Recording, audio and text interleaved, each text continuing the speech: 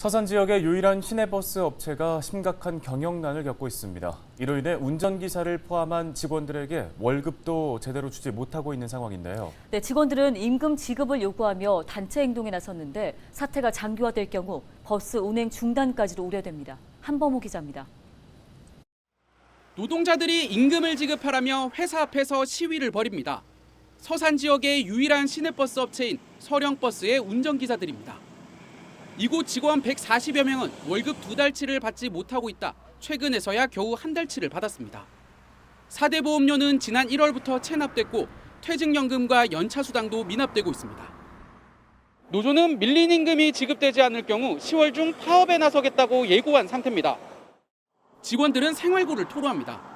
대부분이 이제 신용이 불량됐죠. 대출이 안 되니까 신용 집 살 때나 그런 게 있기 때문에 아주 지금 어려운 상황이 처해 있습니다.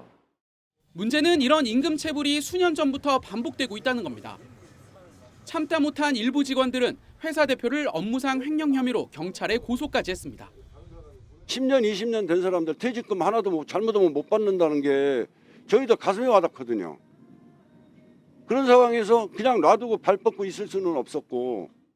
서령버스의 경영난은 심각합니다.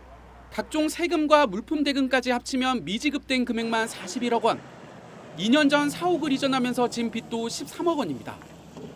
하지만 사측은 뾰족한 해법을 내놓지 못하고 있습니다. 만성적자가 서산시의 지원금 부족 탓이라며 추가 지원만 바라고 있습니다. 원가 대비해서 18년도부터 19년, 20년까지 70% 정도밖에 지급이 안 돼서 이게 누적되지 않았나 하는 생각이 든다. 그런데 서산시는 해마다 지원 규모를 늘려왔습니다. 올해 지원금은 비수익 노선 손실보조금 42억 원을 포함해 총 94억 7천여만 원. 최근 5년 새 2.6배나 늘어난 겁니다. 최근에는 추경 예산까지 투입하면서 직원 급여로만 사용하도록 했습니다.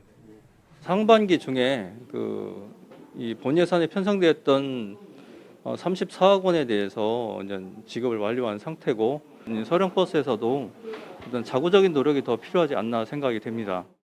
버스 운행에 차질이 빚어질 경우 피해는 시민들에게 돌아갈 수밖에 없는 상황. 시민의 혈세를 지금 서령버스에 지원하고 있는 거잖아요. 이 돈을 지원했을 때는 어떻게 쓰이고 어떻게 감사를 받을 수 있고 이런 것들을 시스템을 만들어야 되고. 서산시는 서령버스의 보조금 집행 내역을 자세히 살펴보고 중복 노선을 줄이는 등 경영 합리화 방안을 제시하겠다고 밝혔습니다. 헬로티비 뉴스 한보호입니다.